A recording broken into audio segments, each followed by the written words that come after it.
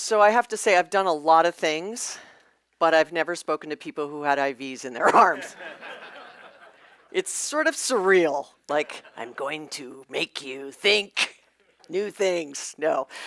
So first, let me start by thanking Peter and the entire team for inviting me here today. As was mentioned, Mark Benioff, our co-CEO, had connected me with Peter a few years ago, and I was traveling, and then it was COVID, and then he decided he wanted to do it, so of course I didn't do it, and then this year I got asked again. So you guys all have a copy of the book on the table, but let me give you a little bit of history. I used to be a practitioning leader at a Fortune 500 company in tech, running sales, service, and marketing. I did that for probably 15 years, and then I spent a decade at the Gartner Group as a research fellow studying growth for businesses on a global basis. So I used to travel around the world and advise companies on how they could launch new products. You know, many of you in the room are inventing things that have never been before. And so how do you enter that new product or solution or idea into a market to get not only people to want to work in your organization, but get customers to want to come in. I was fortunate enough to help some of the largest tech companies in the world sort of launch entire divisions, AWS to stand its business up, Hewlett-Packard, Cisco, Microsoft, Deutsche, BT, AT&T, sort of most of the big 50. And that book is sort of a combination and a story of 10 paths to growth. And, I am one that takes a lot of data and says, how do I make it digestible for the average person? And that was the shot that I tried to do with that book. But what I missed in Growth IQ, in the 10 paths, was I missed employee altogether. It was a miss, in full transparency. I wasn't close enough to sort of what a culture can do for a business until I joined Salesforce. I was asked when I was at Gartner to come and join and sort of continue doing what I was doing at Gartner, to do it for us. And it sort of took me on this journey of what did I think?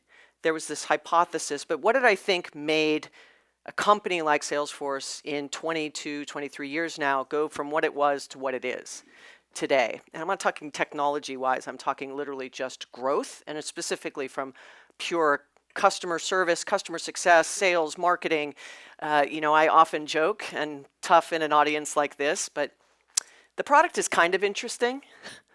If you can't sell it, it doesn't matter. And if nobody knows about it, it also doesn't matter. So things can be the best, groundbreaking, life-changing, miraculous, and if nobody's talking about it, if nobody's working there, if no customers show up, you got a great idea and you're talking about it. And so this presentation is really about how do you connect those two things between your company's culture that you're building today, or maybe that you already have, and then where the market is going in the future. So let me ground us in, and I don't think this room actually needs this quote at all. It's usually when I'm in front of people that have same-ism, if you know what that is. We've always done it this way. It's not what we do here. We tried it 4 or 5 years ago. We're not going to try it again. This is really that in the expert's mind, there is no room for creativity and innovation and ways in which we can reimagine. But I will ask you, because many of you are very strong in the business side or the innovation side or the technology side or the health side, all the things you're experts in, but the sales, marketing, and customer success side of it is sort of one of those things that actually doesn't get taught in school. There is no MBA for sales. There's barely one for marketing now. But there isn't one on really how to actually grow a business. It's how to run it, how to run a P&L, how to raise capital, but then how do you actually build that business? So in the beginning, I would say that work has changed. Of course, there's no question, but growth is getting harder. I don't care what organization I talk to. In a given year, I probably talk to 2,000 or 3,000 companies around the world. Small startups, I got 2 people, to I have 150,000 employees or 200,000 employees with companies like a Unilever. And so you want to make sure that you understand that the changes that have happened in the last 2 years have made growth even that much more difficult. There is no part of what work is. Sorry, I didn't know these screens were going to be so small, so I apologize to the back of the room if you can't see it. But what it's saying is we've got new gig economy, changing customer expectations, skills imbalance. The World Economic Forum says 50% of employees are going to have to reskill between now and 2025. 78% of those people are interested in reskilling, but only 25% are actually doing anything about it. So we got a lot of sessions around learning. And so how do we learn at scale? How do we teach at scale? How do we change skills at scale? This room specifically, right, you're looking for people where there are no skills.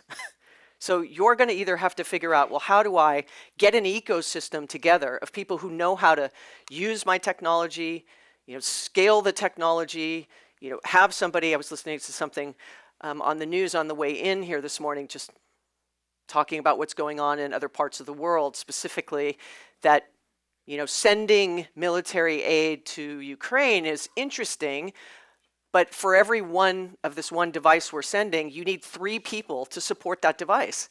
Like, it would take us 4 months to train them how to even use it, but we're sending it, and then we're not sending them support behind it. It's sort of like what happens to employees. You roll out a technology, they don't know how to use it, or you roll out a new device, people don't know how to use it, then you don't get the maximum capabilities behind it. Customer expectations are increasing. There is no shortage of what's happening at the customer layer of saying, I now don't want what you're giving me anymore. My expectations are totally different than they were 2 years ago, 5 years ago, 10 years ago. The front line of customer experience is changing globally. It doesn't matter where you are in the world. And once again, I'm going to flatten this for a second. This is not about business to business. This is not business to consumer. This is, in general, the experience we all now expect has forever changed. And this imperative is not going to go away. I actually think it's going to accelerate. So, what Peter was just talking about, 10x every 10 months. It's feeling like that, where technology is changing so quickly. How and where are you going to engage with customers? Now, I started saying this quote right here maybe 15 years ago. Now it's probably 12. That customers will remember the experience that they have with a brand much longer than the price that they paid. So, 2 examples. How many of you have caught an Uber in the last month? Okay, how many of you remember? Keep your hands up. How many of you remember what you paid? How many of you remember if the car was smelly, the music was loud, the driver was talkative, they were driving aggressively? So let's do that one more time just so we can do that. So how many have caught it? Hands up. How many of you remember what you paid? Hands down. How many of you remember if the car was smelly? Hands up. If you were to go to a very expensive restaurant, the food was fantastic, and the service sucked, would you go back? If the food was good and the service was fantastic, would you go back? And therein lies, customers will remember the experience much longer than the price that they paid. Yet, many salespeople will always fight on price because that's what we've set them up to do. Like, it's $1 million. It's $50,000. Or the customer will come right out and go, that's really great, sounds fantastic, how much? But now we're shifting to, how do we actually take that experience and layer it into what businesses are doing? Now, customers are actually saying that their decision is being swayed 88% of the time now by the experience over the product and service. So that is a MVP product billboard. Like, it doesn't have to be perfect. Like, get it out, get people experiencing it. So my light bulb moment, I was born and raised in Hawaii. I know I don't look like I was, but I was. And I worked at a carnival. Everything I learned about business, I learned at the carnival, which should tell you everything about me. So the woman who owned, it was a family business. The woman owned indoor arcades at the time. They used to be indoors. This audience looks like they would remember what that was. So there used to be indoor arcades. They were not on your phone.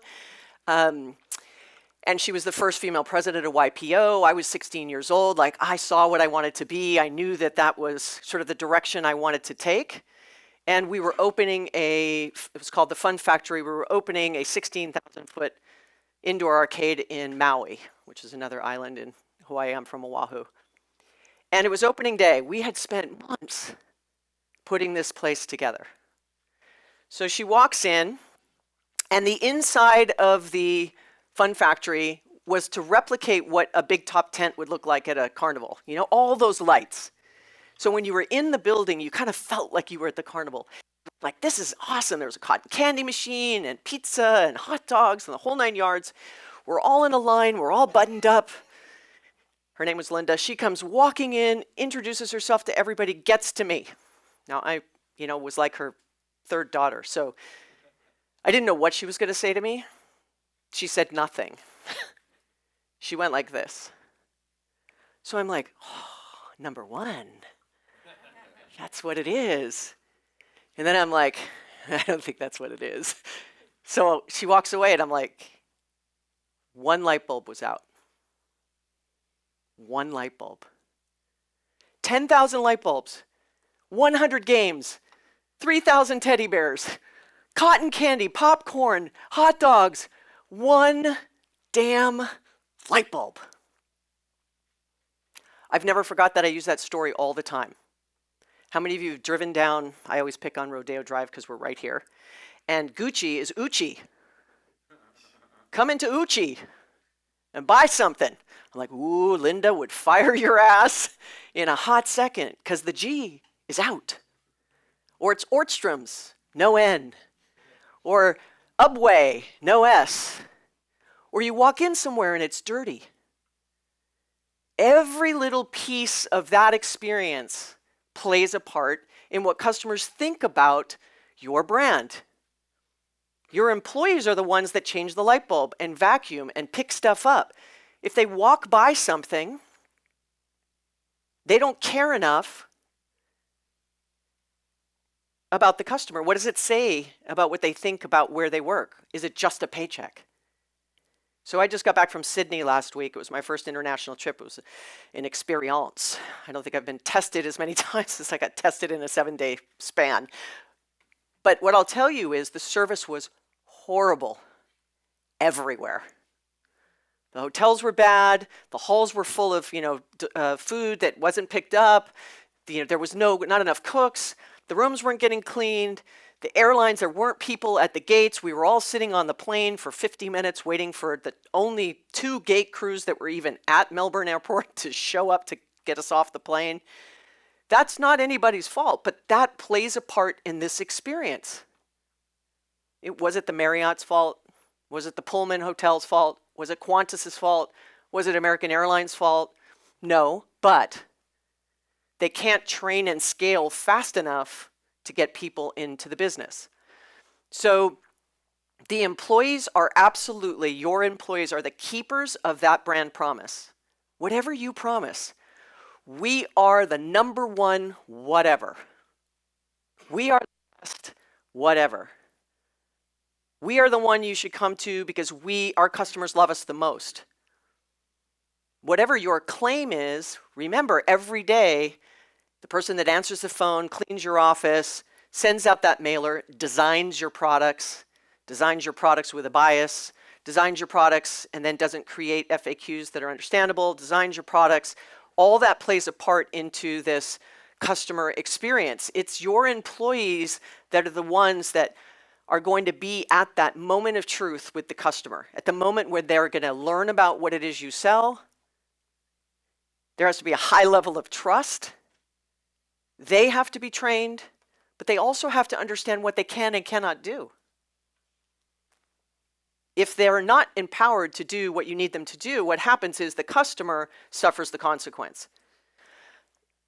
Call centers, our favorite thing. Do you care if they answer the phone in 10 seconds on the first ring, or do you care if they answer your question? You care if they answer your question. I just called a major telecom provider last weekend, and I got transferred 5 times. And I had to replay the story 5 times. And they use Salesforce. Right. And that whole deal came about because our CEO went into one of their stores and had a bad experience, called that CEO and said, we can help you. But it isn't the technology. If the people aren't using it, if they're not empowered to share the data, if they're not collaborating, if the handoff isn't seamless, that's a people process issue. I'm not saying it's not any part our fault. I'm just saying that you need all those things to work together in harmony. Now, the Edelman Group that does the trust barometer every year, this is the first time employees have overtaken customers as the #1 priority stakeholder for business to ensure long-term success. Overtaking customers for the first time in almost 20 years. There is no question, right? The Great Resignation. Yesterday, you had an Apple store in New York saying they want to unionize. You've got Starbucks employees want to unionizing. You've got Amazon warehouse employees want to unionize. Amazon employees have 3 times more injuries in their warehouse than anybody else in their category. What's going on? Yet Amazon is one of the highest rated customer experience brands in the business.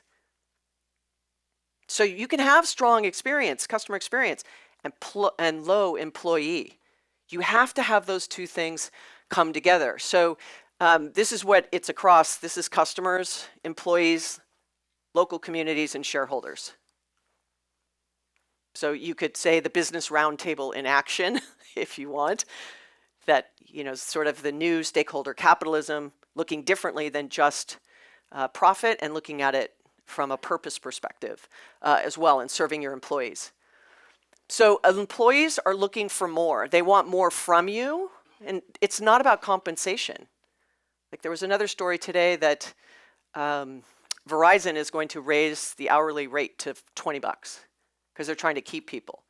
And so while I appreciate the 20, they should have gotten 20 a long time ago. The point is they think that that's the lever that's going to keep employees engaged and happy, when that may just perpetuate that I'm here for a paycheck. I'm not actually going to deliver these kinds of experiences that you want.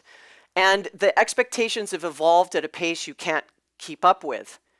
So there's 2 stories in here I really love. One is Portugal has made it a law that bans texting employees after work. Just let that sink in.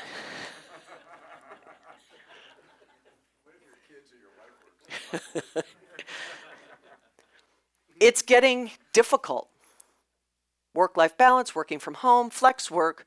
When am I working? When am I not working? Microsoft just came out with some research saying that there's this third peak where they're seeing employees be much more productive from like 10 p.m. to 2 a.m. And they're like lauding that as something that's really fantastic. And everyone's like, I'm not sure that's great. Why are they working from 10 to 2? There's a great book by Dan Pink called When that actually studies from a neuroscience perspective, et cetera, on times of day of when people are most productive. More specifically, it was athletes. And if they're really productive in afternoons, they don't do well in morning races. And same thing for kids, for testing, and for adults for working. And so maybe that's a time. So now what do you do if someone's peak, third peak, is that time, but now you're in Portugal, it's like, you'll be fined. And so finding your way through that means you really have to keep an eye on what it is that employees that work for you, I don't care if you have 2, 5, 10, 10,000, 100,000. The problem when you get more is it's harder to manage and scale. But you have to figure out what you want it to look like 2, 5, 10 years from now, and you have to make those decisions today. The fastest way to get customers to love your brand is to get employees to love their job. Full stop. If your employees don't love their job, they are never going to go the extra mile. They're never going to, show up early, raise their hand for new projects, do stretch projects, be willing to try new training, whatever it might be. You've got to keep that connection between the two. And here is my, call center example. I placed an order on your website and it still hasn't shipped. This is the client coming in. It could be a problem with our web team, our technical team, our fulfillment team, our inventory team, our payment team, but I can't access the systems, so there's no way to tell. Aren't you all part of the same team? Nope, I'm in customer success. That was the problem when I called those 5 changes, because they were trying to figure out where to put me to solve the problem, versus being like, oh no, I have access to all the same information. I can help you, even though you came into the wireless channel. I know that, AT&T is AT&T, and so I can help you with your internet. But that's not what happens. So in a perfect world, this would be your employee. In the middle of the holiday travel crunch, Toronto ramp agent Jamal Allen noticed something from the tarmac. Honestly, before I pushed back, I seen a small child in the window. She was upset, crying. So Alan, an American Airlines employee, decided to do something about it. Wow. Passengers erupting in laughter, recording the moment and watching the spectacle. And I felt like I needed to brighten that child's life, and I just made her smile and stop crying, and the mother was there just applauding me, encouraging me to dance more. So then I continued to dance. And dance he did, rocking the runway before takeoff. I danced and I moved around to keep myself warm. And the reason why I wanted to go above and beyond was just to make the passengers happy. Alan hopes to be a pilot one day, but before he earns his wings, he's fine showing off his moves and lifting people's spirits along the way. It was a really big impact that made a great way to end off 2018. Now that looks very different. That was American Airlines. That is very different than the average ramp agent. But what does that say? I love what I do. If I can make someone laugh, I can make someone happy, the kid's really upset. I hope, I actually, as I was putting this together, I was looking to see if he actually is becoming a pilot because America needs pilots. So hopefully they, decided to train him and let him be a pilot. But that was a great, fun example of what it looks like when your employees love what they do. Now, your employees don't need to dance through the office, but what does that feeling look like in your environment? The hypothesis that I had was, as I mentioned, sort of that I had missed it in employee experience in my book, was I was standing on stage in Toronto at an event, and I said, I don't think it's a coincidence that Salesforce is one of the best places to work globally. If it's not number one, it's in the top 5 pretty much in every region. It's one of the most innovative companies in the world and the fastest growing enterprise software company. I didn't think that that was a coincidence. So I said, there has to be a way that there is some power behind the culture that drives greater innovation. People are all in this together. And when Mark started the company, he came up with this sort of 1-1-1 model, which was 1% of our time would be donated to volunteer work, 1% of our equity would be donated, and 1% of our software. It's easy when there was 4 employees. There's now 60,000 employees, and we've kept it up. 6.5 million volunteer hours. It's like 45,000 nonprofits we power for free. We've given away all this equity. That plays a part in who gets hired, why they want to work there, why people say it's a great place to work. That culture has been a competitive advantage for us for 20 years. And so I went to our CMO at the time and I said, I want to prove this out. So she gave me a little bit of money and we went and we proved it out with a study from Forbes Insight. And so with Forbes Insight. So what we did was we looked at Glassdoor ratings, S&P performance. It had to be publicly traded companies, the customer service index, net promoter scores, sales growth rates, churn growth rates, anything we could get our hands on. And we found that companies that did both right had an 8.5 CAGR. It was 1.8x higher than the companies that did not get those 2 things right. For a $1 billion brand, it's a $40 million impact.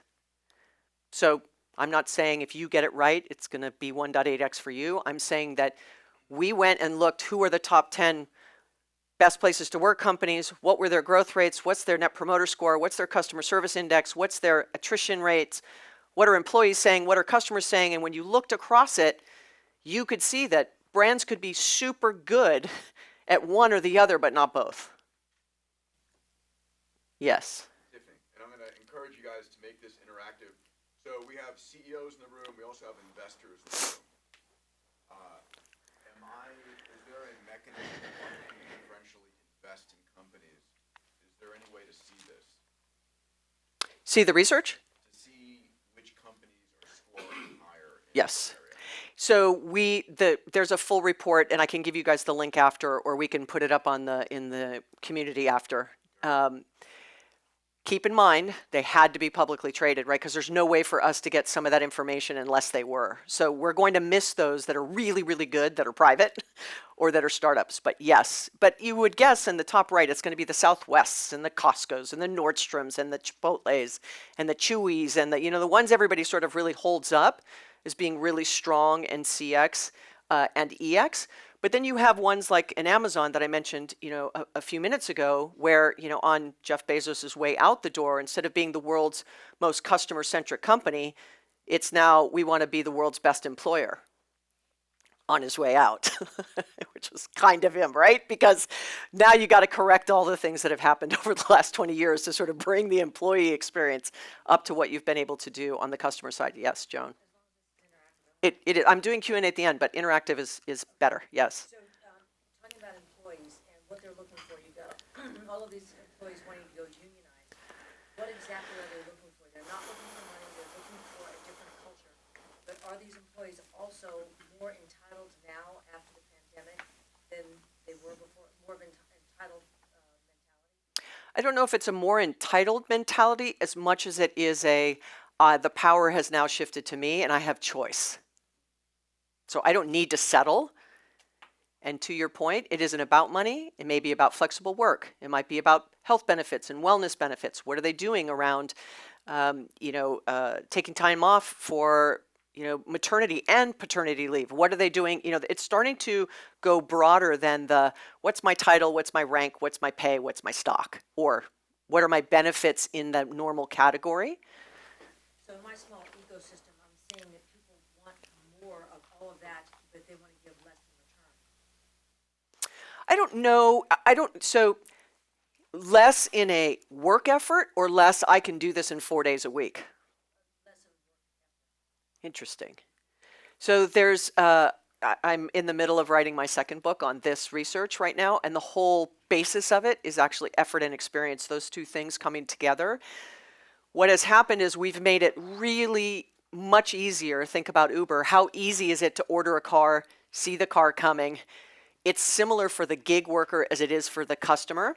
And the platform being re-platformed, which, by the way, everybody thought was a huge mistake, was better for the engineers to be able to give that really agile refresh on what was needed to both constituencies, employees and then the customer. And so that effort for customer equals the effort for employee.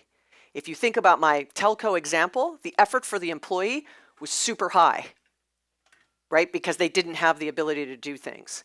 And so it impacted the experience. So them not wanting to do effort, though, I haven't dug into, only because I think that's a can of worms for me. But good question. Yes. It's interesting because we've talked so much about creating a customized Charlie, would you experience. speak up a little bit? Yeah, about creating a customized experience for our clients. I find End users, external clients. right. Okay. So I don't know if I'm accurate about this hypothesis, but it seems like the employees have taken note that we're working so hard to customize Correct. the experience for the customer Correct. that now Correct. I wouldn't use that word entitled, but they're saying if I'm working this hard, why Correct. can't we customize the experience Correct. for the employee? Correct. So hold that thought. It is the book. Thank you. I'll look for your endorsement. So here is the experience advantage. We went out, so from the first Forbes Insight research, which was US-based only, it was pretty down and dirty, right kind of in the August, September of 2020 timeframe. It did so well, I got budget to go do a 7-figure research project globally with Edelman. And these are those key findings. First, companies are leaving a massive revenue growth opportunity on the table. So we wanted to go qualify this out more deeply than the 1.8x. And so we did some work with Edelman, but we also did it with Columbia University and Stanford. There was a 3-year study that we participated in. And what we found was if you have employee experience as a top priority, there was a 1.3x growth in client satisfaction. Right, so that's employee straight back to client satisfaction. If CX is a priority, you get a 1.4x growth in employee satisfaction. So there is some virtuous, right? One, if you fix one, you get benefit on the other. If you fix the other, you get benefit on the previous. In the research that we did on that, it's a single retailer. I don't know the name because they wouldn't share it with us, so that we wouldn't share it with you. Across the US, all things equal, when they started to move the dial on employee efforts, they had a 50% growth rate improvement And so that was a direct link between EX and CX in revenue, and I'll show you where it was. So a parallel analysis showed the profit shift in employee experience result in 45% increase in profits per person per hour from $41 to $59. So, right, you're seeing it in productivity, you're seeing it in profit, you're seeing it in the amount of people they're able to service, also reducing churn. And so you could see it across the various quartiles. And as I said, I'll get these links to Peter so you guys can dig further into this. The second is between prioritizing EX and CX. I will tell you that this is not an either or. I'm not telling you to become an employee-centric company versus a customer-centric company. And which one is first is the wrong question. This is an and strategy, not an or strategy. So when we did the first level of research in 2020, 76% of the top revenue growth leaders in that top right quadrant ranked EX as a top priority in the next 3 years. When we did the next study in 2021, 74% of C-suite say no one actually owns employee experience. You have somebody who owns HR, but that's not employee experience. You might have somebody who runs training, you have IT, you have benefits, you have onboarding and recruitment and D&I efforts and all that, but the totality of an employee experience, nobody is owning. And by the way, on a global basis, that was very, very consistent. 89% of revenue growth leaders say that improved EX leads directly to improved CX. Yet, we are an employee-centric company. We care about our employees. It's important to me that our employees are happy. I'm playing the role of a CEO. I'm not saying this as a Salesforce employee. Yet, 88% of C-suite say prioritize CX above all else. So to your point, sir, you just said, what happens when this happens? We are an employee-centric company. Don't ever lose sight of the customer. So the employee gets this, no matter what, I'm always second, third, fourth fiddle. Yet remember, I'm the one delivering on the brand promise every single day. I'm the one developing your products. I'm the one supporting your customer. I'm the one training. I'm the one writing the FAQs. I'm the one designing the website, whatever it might be. So it's getting people a little bit stuck. That employee experience is more important to the success of a company than customer experience, the employee. On the left, employers are going, oh yeah, that's not the case, right?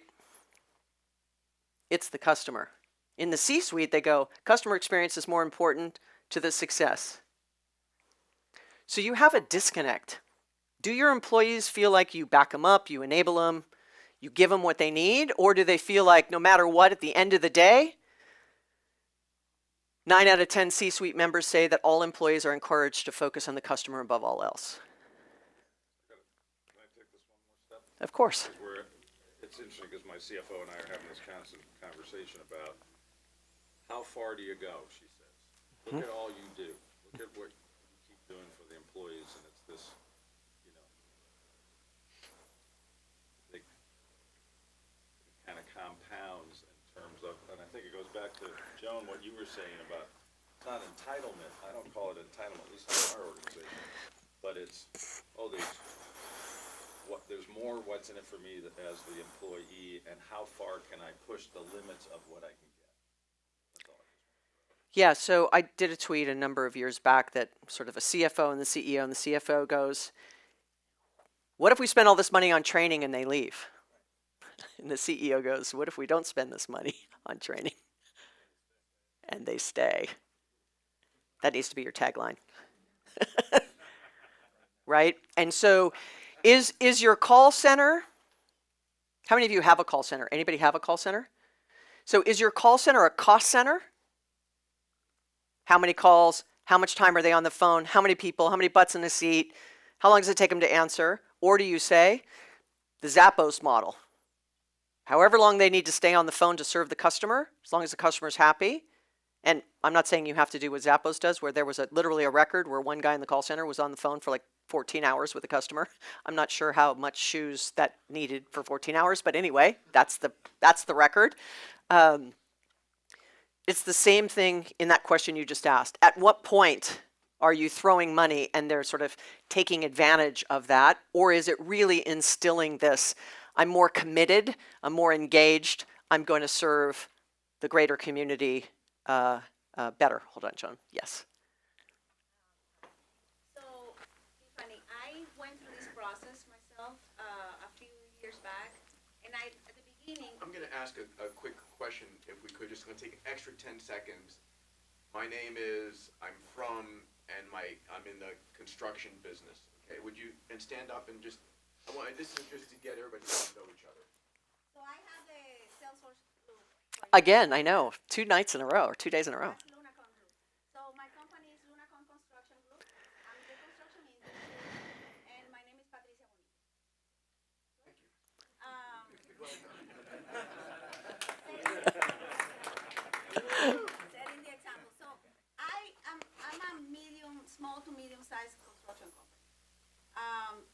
The people's issue has been an impact on me, and we were talking a little bit about it, because bigger companies, I felt like I was in the education industry, educating people for them to leave. So then I realized, we have been evolving. People is the most important thing. We cannot build anything. Throw a lot of material on a job site, you can't do anything without it. So I started focus on that, but at the beginning I was just doing like a free-for-all kind of a Mother Teresa type of giving too much, giving, without metrics. That didn't work. And my balance sheet was not supporting it. Although there's not a way really to measure this effort in the balance sheet, which kind of pisses me off. But really what I have done is, yeah, it is. It is, it's a good point. There's got to be a way to change that. And by the way, we're going to talk about this. Shouldn't you have data on your balance sheet?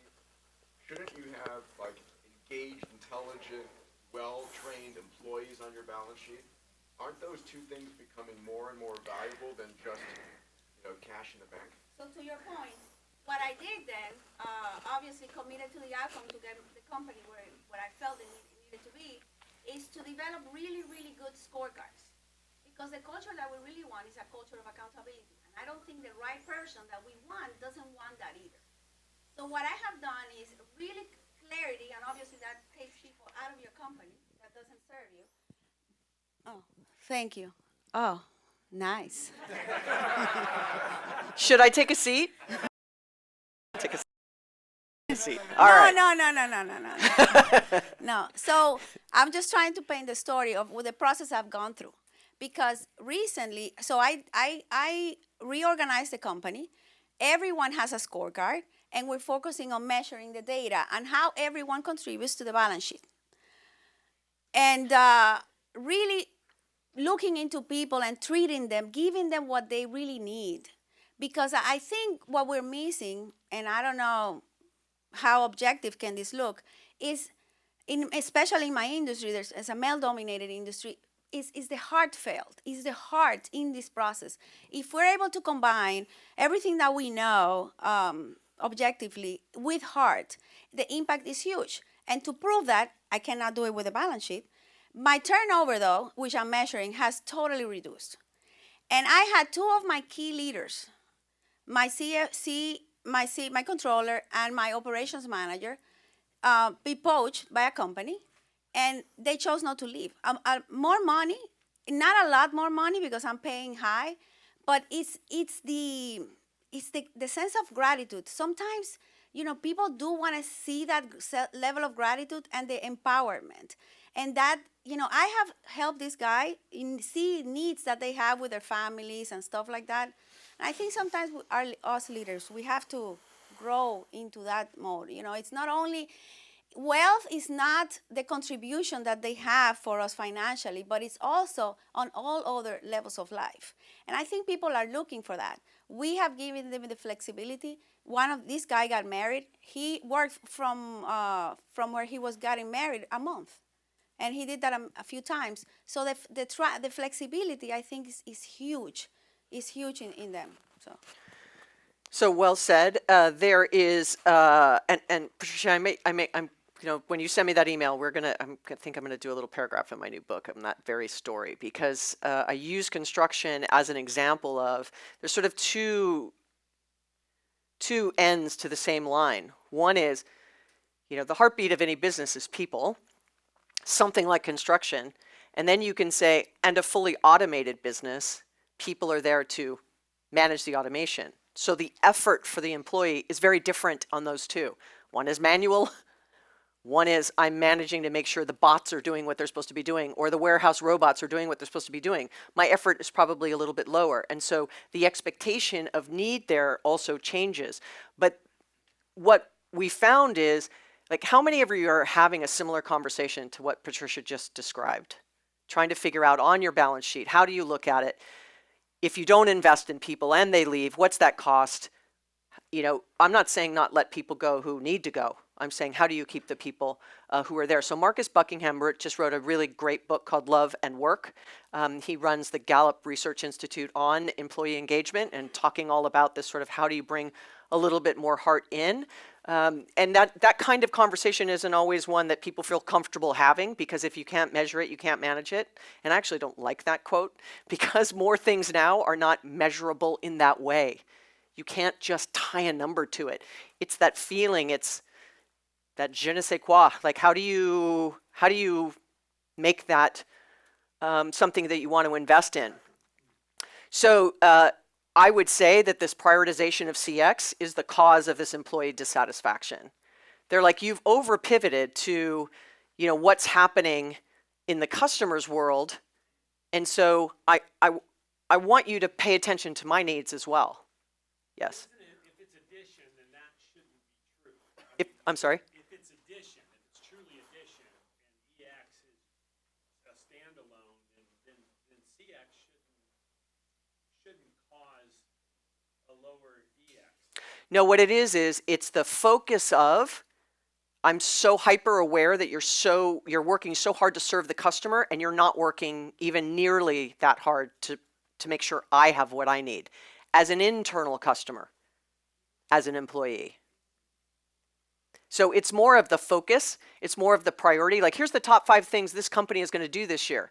And it's boom, boom, boom, boom, boom. It's all about the customer, which I'm not saying that's bad, but then you've got nothing for the employee. So the employee's like I'm just a widget. I could be anybody doing this because this is what they're focused on. One follow-up question. Yes. Peter, it's Patrick Shaw in Denver, Colorado, and Rapid Funnel, so it's technology, and we're completely remote. And so my question is, how much research is done, especially with COVID and everything that's happening there, and remote Salesforce, that the list of what is EX, what is most important, how much has that changed? Do you have any research on that for completely remote organizations or organizations that are moving in that direction? Thank you. Sure. Yes. McKinsey has specifically for sellers. I'm just going to, because you said sales, right? So McKinsey has some research out that looked at sort of April of 2020, when everything went haywire, what customers thought the now remote-only selling experience was going to be. And it was terrible at first, right? They're like, I'm really worried that I'm going to lose this connection and I'm not going to get what I want from selling organizations. By the time we got to December of last year, it had completely flipped, where customers found actually more value in the virtual selling motion, because then it's not, I need 90 minutes, I'm going to take you to lunch. It's, I got to come to a trade show, or you have to come to our office.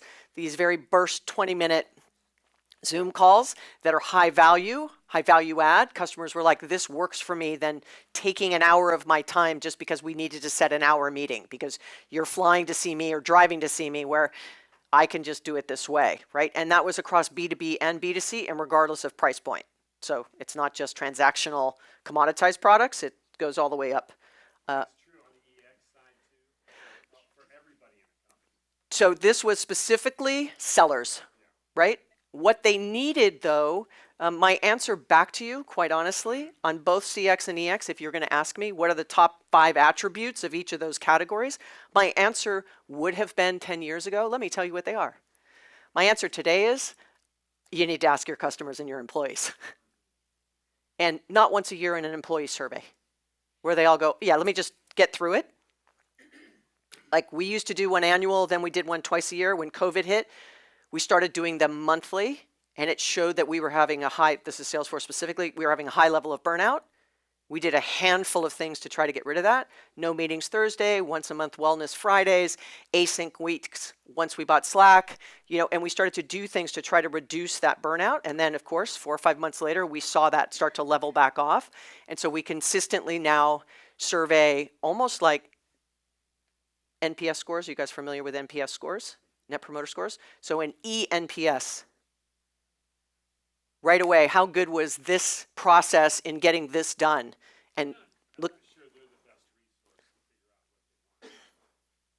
it's not so much what they want, it's about what are they doing today, and are they having to do 10 steps? So there's a shark in Dragon's Den, Michelle Romanow in Canada, if you know who she is. She's a double unicorn, $2 billion business. She's like 36. She opened up an email box that said the stupid shit we do at and her company name to her employees. They were doing a lot of stupid shit and wasting a lot of time and way too much effort to do really simple things. But no one was paying attention because they were scaling so fast that it was just piling bad decisions on bad processes on bad processes. So it's not about what do you want 2 years from now. That's sort of if you ask them, they'll want faster horses and not a car. But in the great grand scheme of things, how many Steve Jobs are there that can go, I think I know? In this room, probably a high percentage. In the average room I'm talking to, not a high percentage. So they don't even know what their customers want 2 years from now, let alone do their customers want. But I think you can understand that if your employees are dissatisfied, you can start to see your customer experience or net promoter scores crash. You also start to see attrition. They're not staying, they're getting poached, they're not engaged, they don't want to be trained, whatever it might be. So the third one, there were 5 key attributes and elements of EX that drive CX. They were trust, C-suite accountability, alignment, recognition, and seamless tech.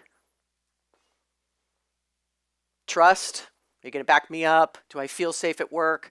C-suite accountability, you say something, you're going to do what you say. Alignment, we are aligned. You're not totally focused on CX and I'm a 92 on the to-do list. Recognition, you recognize my work. Seamless technology.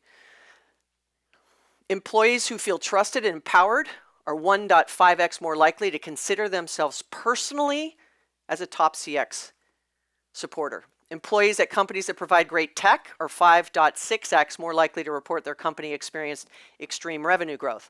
The reality, unfortunately, is that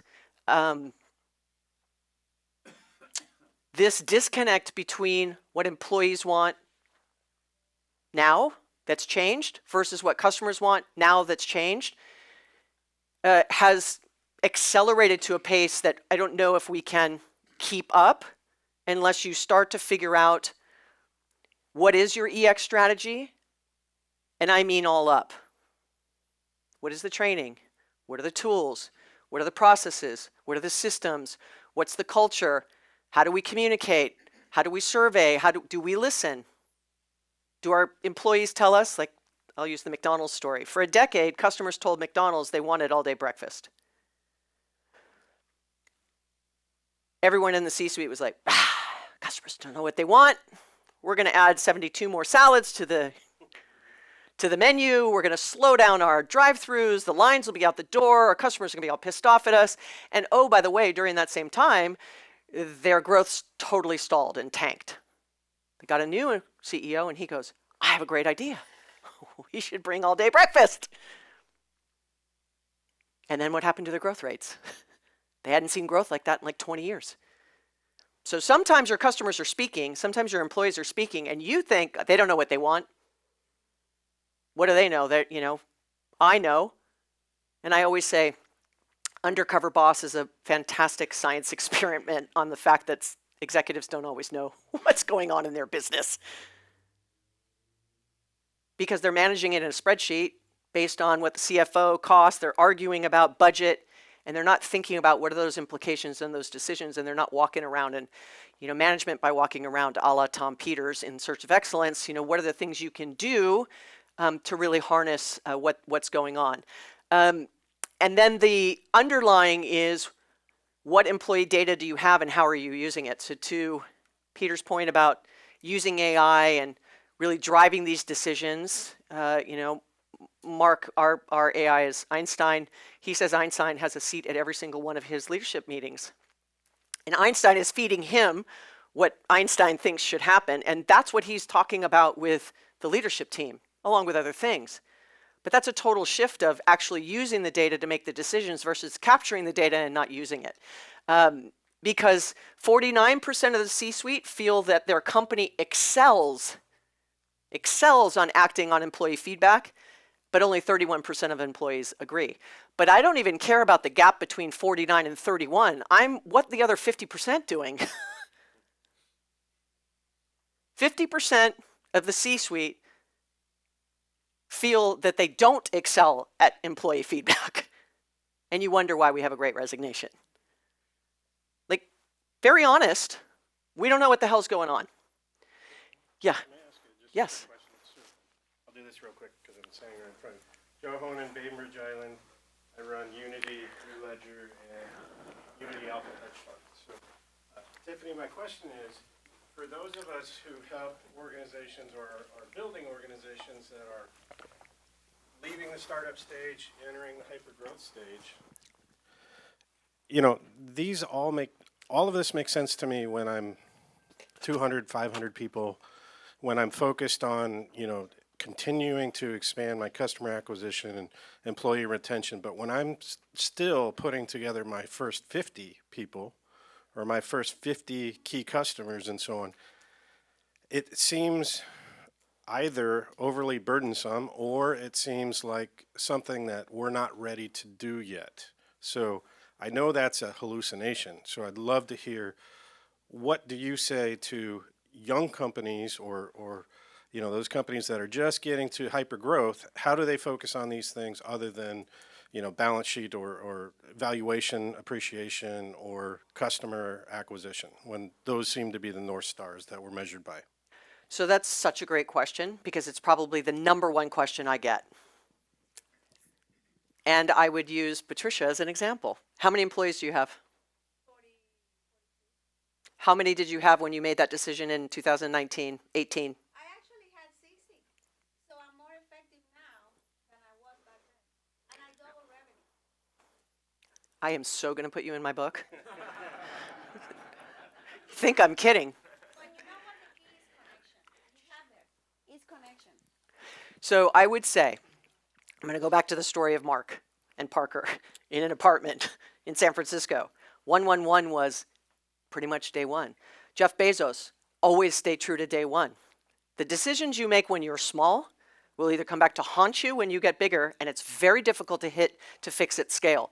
And so I'd say 50% of the time I do an executive roundtable, in my day job, the executives will say, we want to hear about Salesforce on Salesforce. We want to learn how you scaled culture. We want to learn how you do.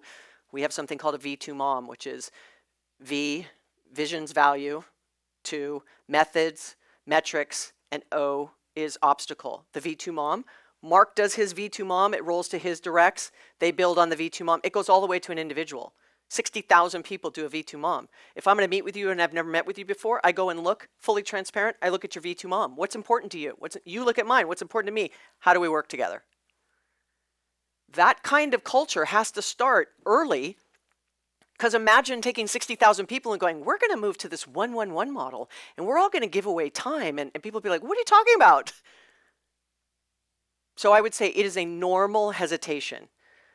But as you're crossing that chasm, as you're getting to scale and you're screaming up that hype cycle, you're going to hit that trough of disillusionment. You better have employees that are really committed and engaged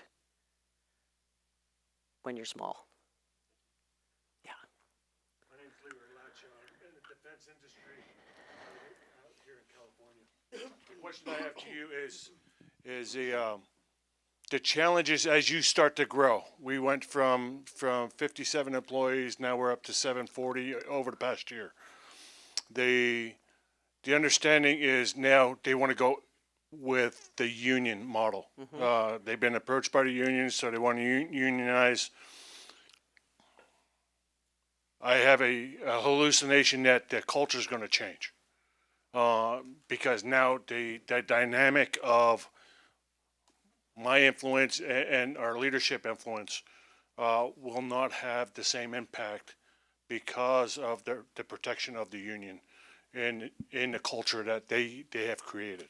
So how do you address that issue or concern? So in doing research for the book, I found a really great story about what Paul Pullman did at Unilever. Familiar with Paul Pullman very much, sort of purpose over profit, business roundtable, all of that, in negotiating with unions in the UK during this time that they were trying to unionize. And the decision that they made to reach across the aisle, work with a union on figuring out what is it going to look like? How do we get benefit both ways? How do we ensure that we get what we need, our employees get what they need, and we can create this bargaining that is a win-win for both of us? It's not that employees are over-demanding and we're constantly rejecting. And then they set up something that was even more interesting, which was around training and having the union actually help them on the training side, because then they could scale it, and then they could find a pool in the union from other places when they needed. And then they also introduced gig workers, because they're going to need to backfill with all this digital skills and things that they need, to give them the ability to kind of have like this external, not really a union, but some way, a mechanism where those gig workers are treated like they would be treated if they were an employee and they worked in the union. And so I would say it has to be this bridge of understanding, first of all, you need to understand why it happened. Like, why did they decide one day this is what we're going to do? Has to be because of some of the stuff we've been talking about. It doesn't just happen if those things aren't present. So can you course correct? Can you work with the union to find a way to course correct? But I would very quickly start surveying and asking and doing roundtables and Zooms or whatever with your employees and find out what's going on. What is the reality? What is the starting point? And how can the union help you get from where you are to where you ultimately want to be? A strong culture, not one fear-based based on what's the union going to do to our people. That's where I would start. This one is not self-serving, considering where I work. This was really what sort of came out of it. Seamless technology and accountability are the strongest drivers of the disconnect. 52% of the C-suite believe that the technology their company provides is working effectively, which once again, so what are the other 48%? We've just loaded some shit on their desk and they got to figure out how to use it. It's crazy. 32% of employees believe that the technology their company provides is working, and only 20% of customer-facing employees believe that, a la my telco 5 transfer call center. It was not their fault. They just didn't have access to the data. They didn't have the tech to do what they needed to do.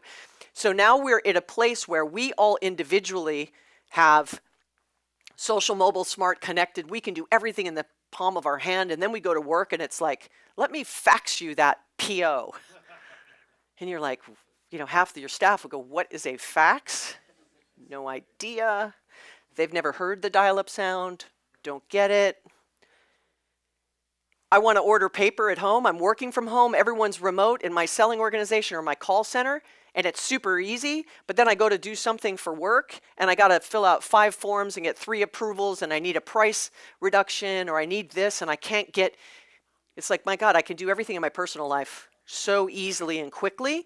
And now we've got this disconnect between, especially when you're talking about the Gen Zs, that their expectation of tech and work is not anything like what work has seen. And now the sort of 2 years of everybody forced to work from home, now they really understand this disconnect. And so the reality is, unfortunately, the average enterprise, and this is an enterprise statement, has about 900 apps that are running the business, all up.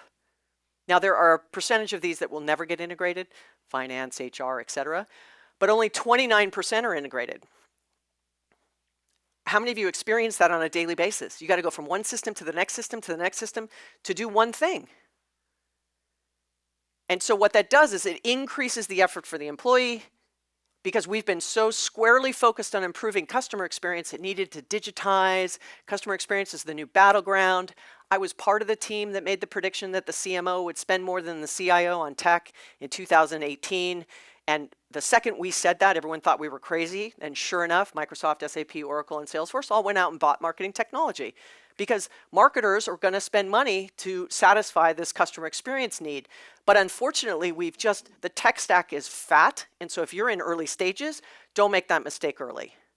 Really streamline that stack on whoever's platform. I mean, I know some of you are clients, so we appreciate it. I appreciate it. But somehow you've got to make decisions on getting the right stack. The last one is alignment. Deepening and understanding and reassessing technology, collaboration and feedback in a loop that allows people to feel like if I share stupid shit we're doing, someone hears it, you may not decide to do it. To your point, they don't always know what they want, but then you need to come back and say why you didn't do it.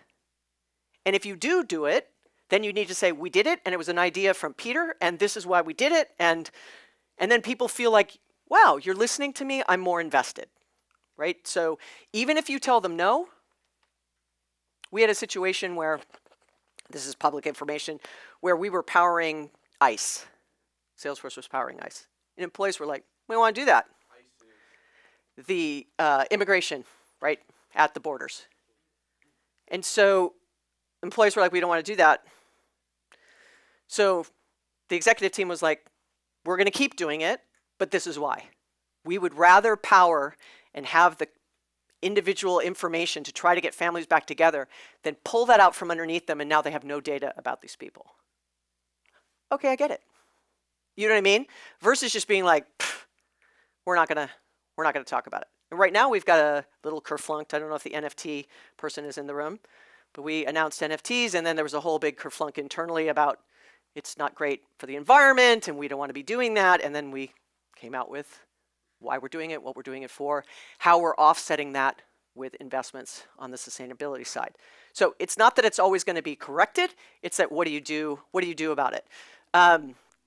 So here are the 5 steps to pulling this together, if you will. First is aligning on it. I would say, what does a strong employee experience look like for you?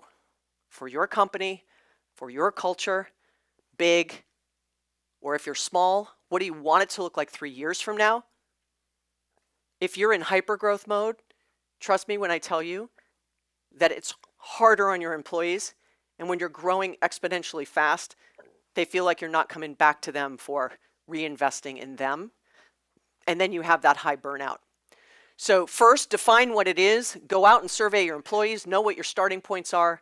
Do the same with your customers, know what your starting points are, come up with some metrics that are soft metrics and CFO level P&L metrics.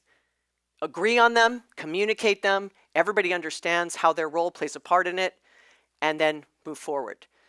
Understanding of which elements across those 5 I shared, right, that trust, alignment, which elements in your own organization have the greatest impact from an E perspective to a customer's journey. So how many of you have journey mapped what your customers do? How they find you, how they buy? Anybody? Walmart for sure. Like ad nauseum. A couple of you. So you have to think about it, although you don't use Salesforce. That's okay. I won't hold it against you. The understanding of what are the things that you can actually align to make the journey of being an employee from the moment you decide you want to recruit them, to onboarding, to getting everything they need, to then potentially offboarding and being in your alumni, still talking very positively about you. Boomerangs, which is what we call them when people leave and come back, are some of the best employees because they wanted to come back after they learned a lot of things. They knew they could add value and they wanted to come back and work for us. Reassess technology. Again, do not let that stack bloat. If you're a client of Gartner, it's a great conversation to have with them on where you make decisions. Understandably, don't just invest in tech because you think that it's needed if it's going to complicate the effort that your employees need to put forward or even your customers. It's always fascinating because the more innovative a company is on the products that they sell externally, I find that it's more challenging for them to do the same internally with the technology that they use. It's like they would never do that to their customers, not integrate something. They would never let their customers log into 3 things or enter something 4 times. You would never do that at the customer layer, but we have no problem doing it at the employee layer. Collaborate. I want you to hear this is not about a new role. I'm not saying you need somebody who's a C-suite who owns EX.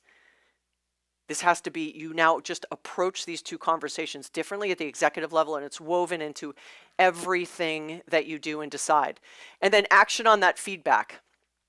Create an advisory board, a handful of employees. I mean, individual contributing, no management. The middle managers you hire or you will build or you have, they are the ones that will make this work or not work. They are sort of the lost and forgotten. You sort of like, here's the C-suite and here's our individual people and everybody in between. Remember that commercial where, when I grow up, I want to be a middle manager. Do you remember that commercial? It's like a cereal commercial, I think. Remember that commercial? Anyway, the middle managers are sort of forgotten.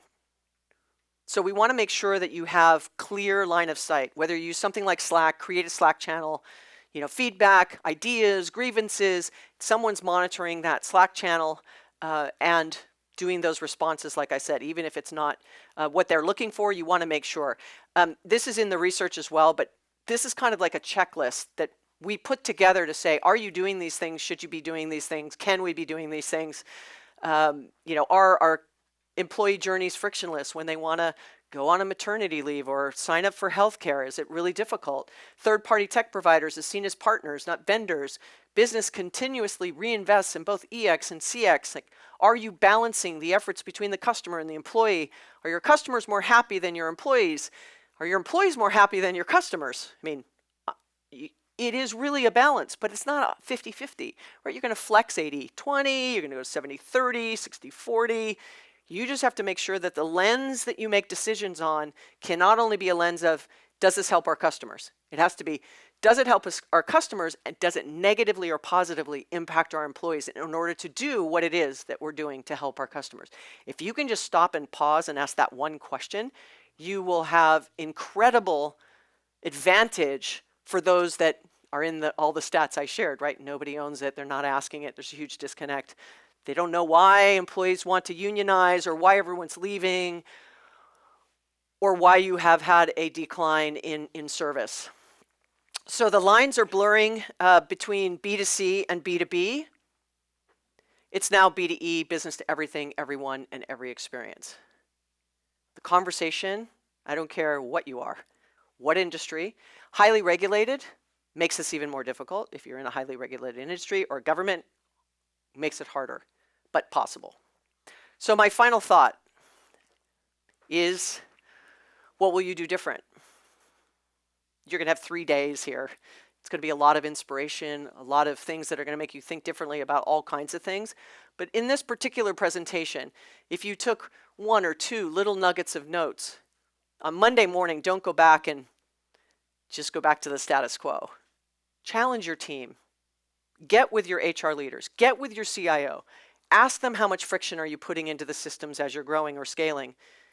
If you're 50 or 60 employees, that's a good sized business. 99% are that size, and the Fortune 500 are in a world of hurt in this category because they're big, they're bloated, there's lots of systems.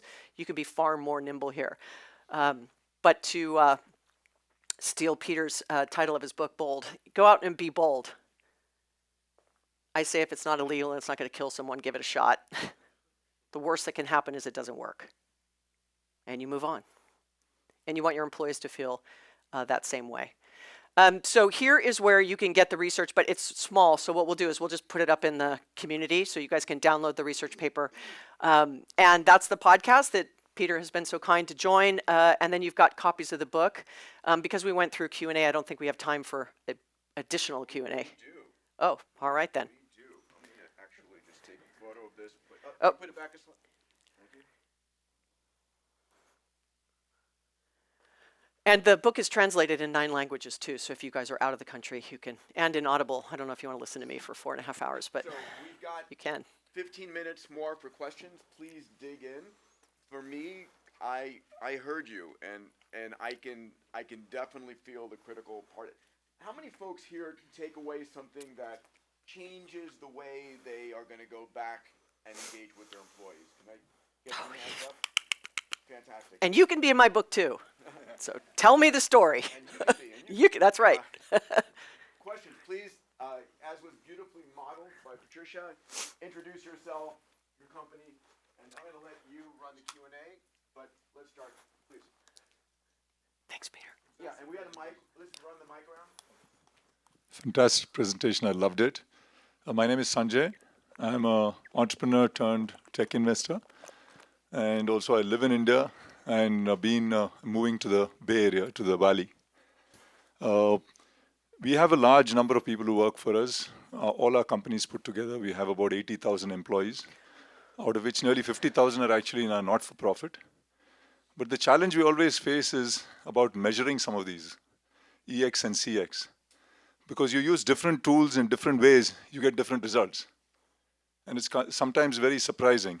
We use Great Places to Work as one of the tools for employee measurements. And for customers, of course, each company uses different tools. But we had an investor in one of our company come in, Goldman Sachs. And they did their own research in terms of customer experience. And they got very different results. So, you know, what we think and what it really is, how do you bridge that gap? I mean, that seems to be a very important element of this whole thing. Yes, and that's why I said you have to agree on what it's going to be. Like, you have to first start on, are you going to use NPS? Are you going to use best place, great place, Glassdoor ratings? Are you going to use attrition and churn? Are you going to use the amount of resumes you get in? You have to pick. I'm not a fan of having different across an organization that's part of the same organization. I'm not a fan of that. I do like consistency.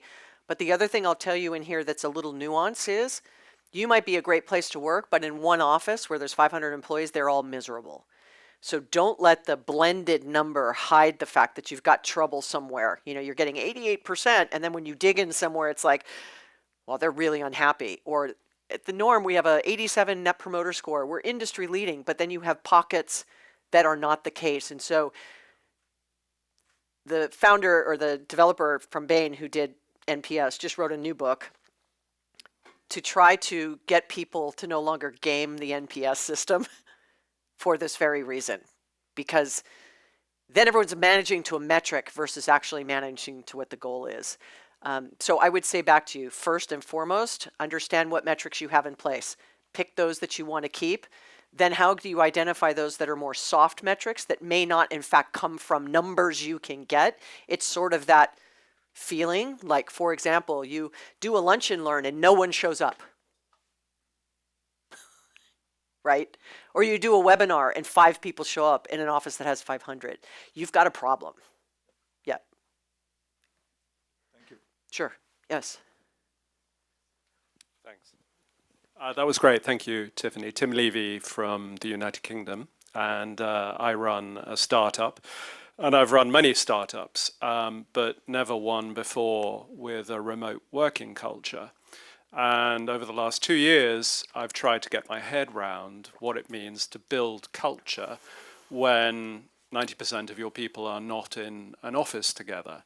And I'm sure that's something that we're all thinking a lot about. And I certainly sort of every day think about how do you motivate people? How do you create a team spirit? How do you build loyalty? How do you train people who are young and who are joining an organization? And the metrics that you would have used previously to measure employee engagement now may be completely different. I mean, there are obviously benefits of remote working, but I'm struggling with how to really understand how culture is formed when you see people so rarely. I don't know if this is something that we're all thinking about, but I find it a struggle. And I would say everybody probably agree. Everybody agree with that statement? Yeah. And I'd say there's been a bunch of books written in the last 6 or 8 months on this very topic of how to manage remote teams, keep culture strong, how do you engage, what do you do? And I will tell you, you know, in sort of prepping for what I'm doing now on the new book is the first place is to really understand what does strong engagement look like for you? What are the expectations? And then what are you putting in place to have those employees actually engaged? So I'll give you an example. When the pandemic first sort of started in the first year, we saw a spike in metrics. All of a sudden, everyone tightened the screws. What are you doing? this minute, this hour, this day, this week, that, you know what I mean? It all of a sudden it was all about productivity, and it over pivoted to productivity, which sent kind of the wrong message. I don't trust you to work. And so then people swung the other way and said, we'll make it more output and quality of work and, you know, project on time. And you know what I mean? Like the output, do I need to know? I mean, if this is any indication, the sale of tracking software for keystrokes, like, was up like 400%. Wow. Terrible. I don't trust you. I hired you, but I don't trust you. And so that's the balance of figuring out a way to make sure they're doing what they're doing, because especially in Europe, there was a whole thing about people doing multiple jobs. Yeah, where I have 2 jobs and I'm working full time at, but I can balance it because I'm only working 2 hours here and 3 hours here and 2 hours here. It was a whole thing of how do you even capture that, know about it, or whatever. And so I would say start there. And then I would also ask your people, do you feel connected? What would help you feel connected? You know, we're doing something where we're doing flex agreements where teams will get together once a quarter, so you see each other physically, you know, and so now we're back to a place where it is definitely hybrid. And with the mask mandates, unfortunately, going away, and then Philadelphia is putting it back in. I mean, we're seeing it kind of go in and out in the US. People are going to feel comfortable and not comfortable for some time. But that's what I'd say around those things is don't over pivot to productivity and metrics and sending a signal you don't trust them. But then don't give them full freedom that you're not then getting the work you need from them. Hold on one second. Yes. Go ahead.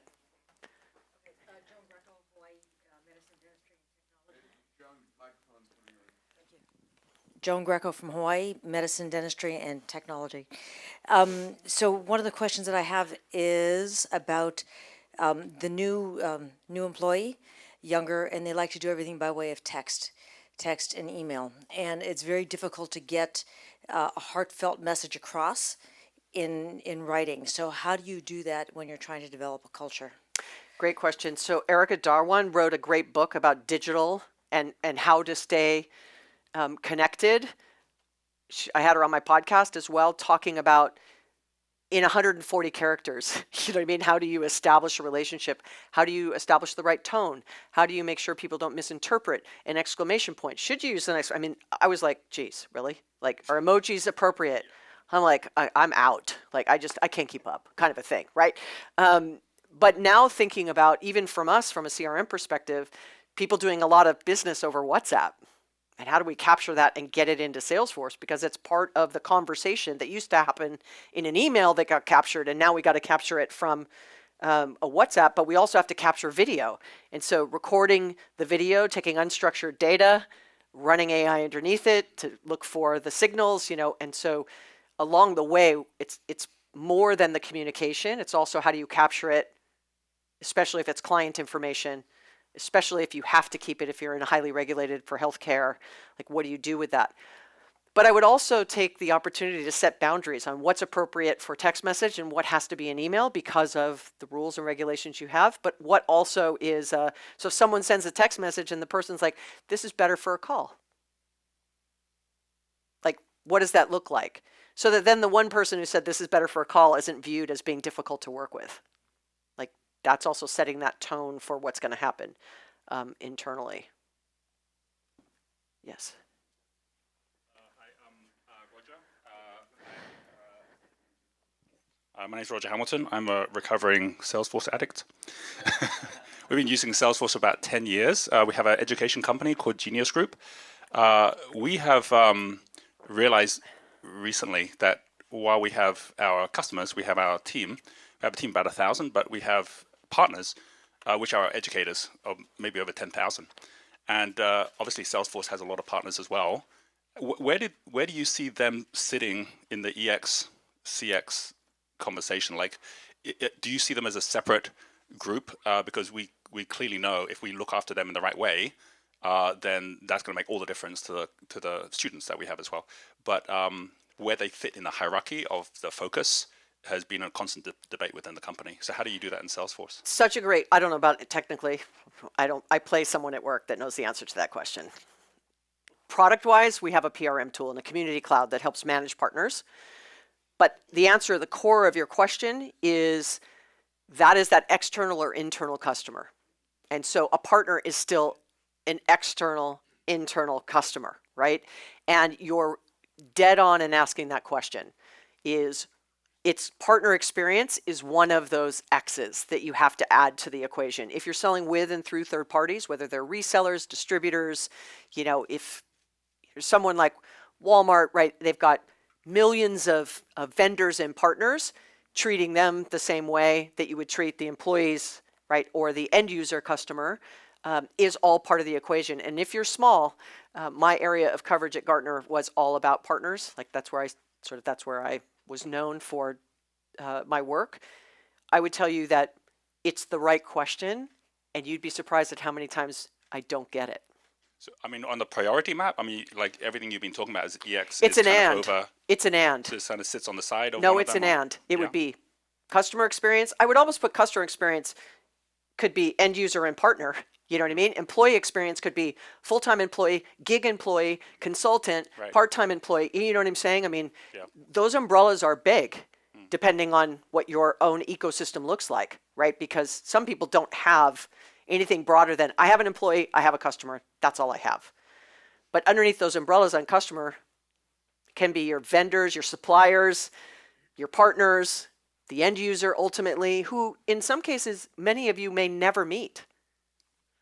Like you may never meet your ultimate, like if you think about a retail product, a consumer packaged good company knows nothing about me because I buy it at a big box retailer, right? I mean, they don't know who I am.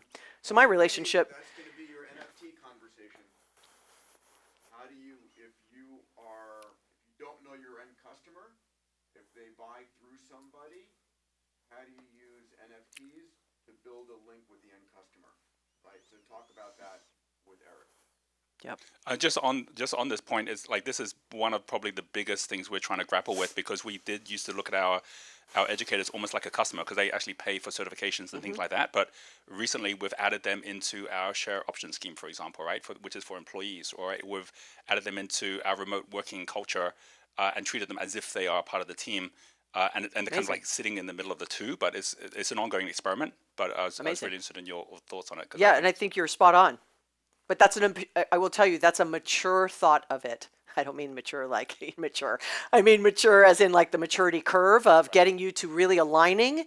You would be including everybody in your greater shareholder community, right? Stakeholder community. I don't mean shareholders, right? I mean like your ecosystem, your distributors, your supply chain partners, everybody.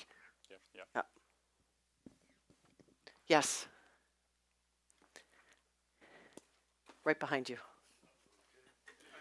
Thanks. Yeah, I'm Mike Doty with Arctide, and so I had a couple of questions. First of all, can you define the difference between marketing and sales? I'm kind of unclear on that, and also I was kind of curious if you have any comments on the holacracy approach of Zappos. And I was kind of comment, it looks like you're applying quality engineering principles to the EX as well as the CX, so that's really interesting.